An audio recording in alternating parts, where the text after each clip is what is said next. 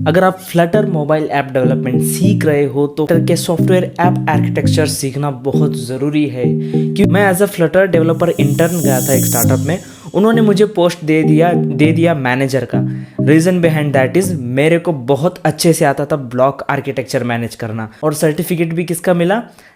Flutter app manager का। Comfort zone के बाहर जाके अगर आप ये चीज़ें भी सीखोगे तो आपको बहुत हेल्प होगी आपकी एसडीई जर्नी में। ठीक है, ज़रूरत क्या है ऐप आर्किटेक्चर की? ठीक है, ऐप आर्किटेक्चर क्या करता है? बेसिकली हमारे बिजनेस लॉजिक को और यूआई लॉजिक को सेपरेट करता है।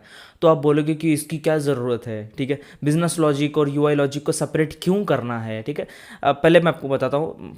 मान लीजिए कि फ्यूचर में आपको ऐप में कुछ अपडेट करना है, कि आपको कुछ बटन चेंज करने हैं या फिर कुछ चीज़ें अपडेट करनी है, तो सीधा आप जाओगे यूआई के अंदर, वहाँ पर सीधा सीधा चेंजेस कर दोगे। अगर तुम्हें एलिवेटेड बटन की जगह टेक्स्ट बटन यूज़ करना है तो सिंपली तुम क्या कर दोगे, करोगे आइकन बटन या टेक्स्ट बटन, जो भी रिक्वायरमेंट है वो चेंजेस करोगे। तो पहले हम सीधा आर्किटेक्चर्स डिस्कस करते हैं कि कितने आर्किटेक्चर्स हैं और क्या क्या हैं।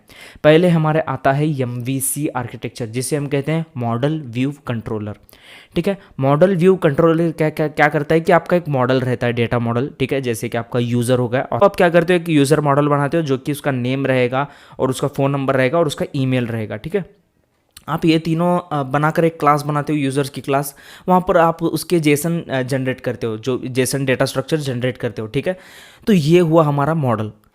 और कंट्रोलर क्या है? ये कंट्रोलर क्या करता है? मॉडल और व्यू, मॉडल और व्यू के बीच में एक काम ब्रिज रहता है। ये क्या करता है? अगर इधर से डेटा आया तो वो डेटा को मॉडल के अंदर ऐड करता है। मॉडल से हम क्या करते हैं, यूआई के अंदर एक्सेस करते हैं, जैसे कि user dot name, user dot phone number, user dot email. इस तरीके से हम मॉडल व्यू और मॉडल व्यू और कंट्रोलर का इस्तेमाल करते हैं। ये कैसे करते हैं, क्या करते हैं, किस तरीके से करते हैं, अगर आपको डिटेल में जानना है तो नीचे कमेंट बॉक्स में कमेंट कीजिए। मैं एक सेपरेट मॉडल व्यू कंट्रोलर पर एक वीडियो बनाऊंगा लास्ट में। तो हम नेक्स्ट एक और आर्किटेक्चर आता है जिसे हम कहते हैं मॉडल व्यू और view model. Model view view model, ये भी मॉडल व्यू कंट्रोलर की तरह ही है, लेकिन थोड़ा सा इसमें यहाँ पर डिफरेंस आता है। यहाँ पर क्या करते हैं, हम हर एक स्क्रीन का सेपरेट मॉडल व्यू मॉडल बनाते हैं। ठीक है, हर एक स्क्रीन का सेपरेट व्यू मॉडल बनाते हैं। सो कैसे रहता है कि एक कंट्रोलर रहता है यहाँ पर, जैसे एज यूजुअल हम मॉडल बनाते हैं। पहले जो भी हमारा डेटा स्ट्रक्चर है उसका एक मॉडल बनाते हैं, और जो भी हमारे यूआई स्क्रीन के अंदर मान लीजिए बटन टैप होने पे कुछ फंक्शन रन करना है, तो हम उन सारे फंक्शंस को किधर डिफाइन करते हैं? व्यू मॉडल के अंदर डिफाइन करते हैं। उसी स्क्रीन का व्यू मॉडल, मान लीजिए आपने बनाया होम स्क्रीन, उसका रहेगा होम स्क्रीन व्यू मॉडल। और एक रहता है ओवरऑल ग्लोबल व्यू मॉडल, जो कि जिसके अंदर रहते हैं हमारे सारे हेल्पर फंक्शंस जो भी हमारे कॉमन व्यू मॉडल्स में यूज़ होने वाले हैं। जैसे अगर आपको ये भी डिटेल में जाना है तो नीचे कमेंट कीजिए MVVM, तो मैं इसके ऊपर भी वीडियो बना दूंगा, कोई प्रॉब्लम नहीं है। इसके बाद नेक्स्ट हमारा इंपॉर्टेंट आर्किटेक्चर आता है जो कि मैक्सिमम स्टार्टअप्स यूज़ कर रहे हैं, वो है ब्लॉक, BLOC। इसकी एक फ्लटर लाइब्रेरी है, फ्लटर ब्लॉक, और एक ब्लॉक इसका एक डॉक्यूमेंटेशन है जो कि बहुत खूबसूरत है, जिसको पढ़ना आपको मैंडेटरी है।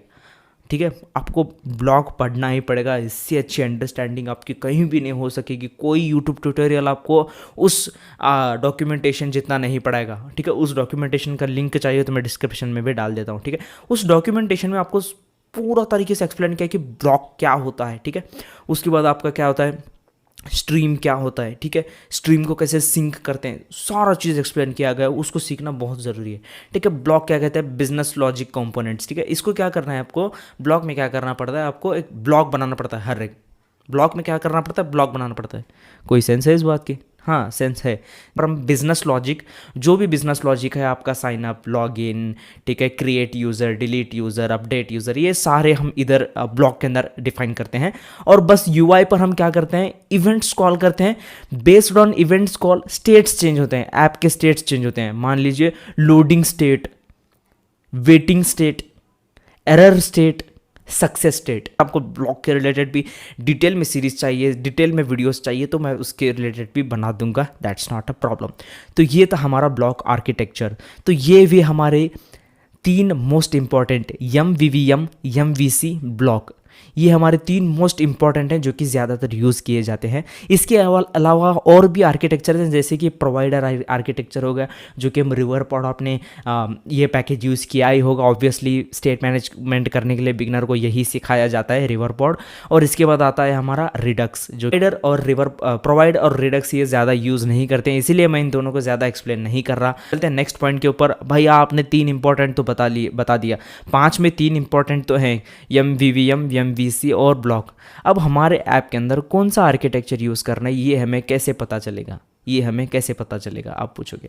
तो देखिए बहुत सिंपल, मैंने एक इम्प्लीमेंटेशन का आइडिया बनाया कि अगर आप अलोन काम कर रहे हो, अगर आप अकेले प्रोजेक्ट बना रहे हो, तो आपको क्या करना है, प्रोजेक्ट का साइज़ देखना है कि कितना बड़ा ऐप है आपका, कितने ज़्यादा स्क्रीन्स हैं, कितने ज़्यादा कॉम्प्लेक्स इवेंट्स और स्टेट्स हैं। बेस्ड ऑन दैट आपको एक आर्किटेक्चर पिक करना है।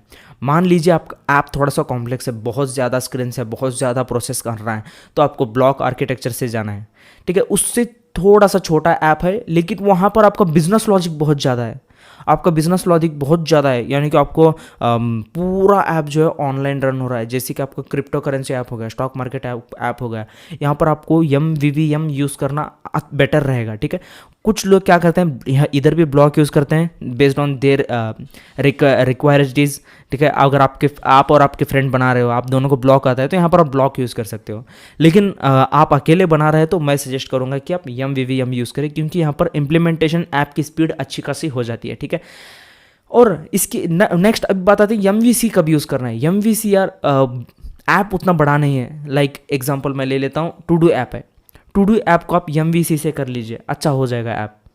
ठीक है, टू डू ऐप को आप MVC से कर लीजिए। आप वो नॉर्मल वाला टू डू ऐप नहीं कि लिस्ट बनाए हुई है वगैरह वगैरह, नोटिफिकेशंस वाला टू डू ऐप। ठीक है, नोटिफिकेशन वाला, जहाँ पर आपको थोड़ा सा कॉम्प्लेक्स UI ऐड करना है। ठीक है, थोड़ा अच्छा अट्रैक्ट UI और थोड़े और कॉम्प्लेक्स स्टेट्स वगैरह ऐड करना है, तब आपको MVC यूज़ करना पड़ेगा।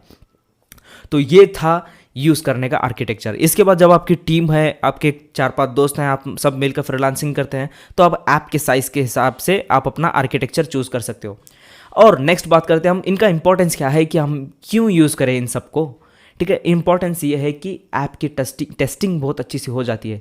मान लीजिए आपका ब्लॉक आर्किटेक्चर यूज़ कर रहे हो, तो आपके गिने चुने ब्लॉक्स रहते हैं जो कि पूरा ऐप का लॉजिक हैंडल करते हैं। ऐप ब्लॉक क्या करता है, पूरे ऐप के स्टेट्स को हैंडल करता है, लोडिंग, एरर, सक्सेस। और यूज़र ऑथेंटिकेशन ब्लॉक क्या करता है, ऑथेंटिकेशन हैंडल करता है। जब आप टेस्टिंग लिखोगे तो आप हर एक ब्लॉक पे एक टेस्टिंग लिख लोगे, तो आपका पूरे ऐप की टेस्टिंग ही खत्म हो गई। सिंपल। अगर आप MVVM यूज़ कर रहे हो तो आप हर एक व्यू मॉडल पे टेस्टिंग लिख लोगे, ख़त्म, tata bye bye see you, testing खत्म हो गई। बहुत इजी से ऐप टेस्ट भी हो गया और उसका बैकएंड लॉजिक भी सेपरेट होगा, UI लॉजिक भी सेपरेट होगा। इससे ऐप आपका मैनेजेबल रहेगा लंबे वक्त तक। तो यही था ऐप आर्किटेक्चर। तो अगर आपकी ख्वाहिश है, आपको और ज़्यादा सीखना है, आपके अंदर चुल मच रही है कि नहीं हमें और सीखना है इन सारे आर्किटेक्चर्स के बारे में, एक कमेंट कर दो, एक शेयर कर दो, एक सब्सक्राइब कर दो, मैं वीडियोस ला के आपको सबमिट कर दूंगा। तो till then keep learning and keep speeding up yourself, because speed is what that matters a lot. Okay bye.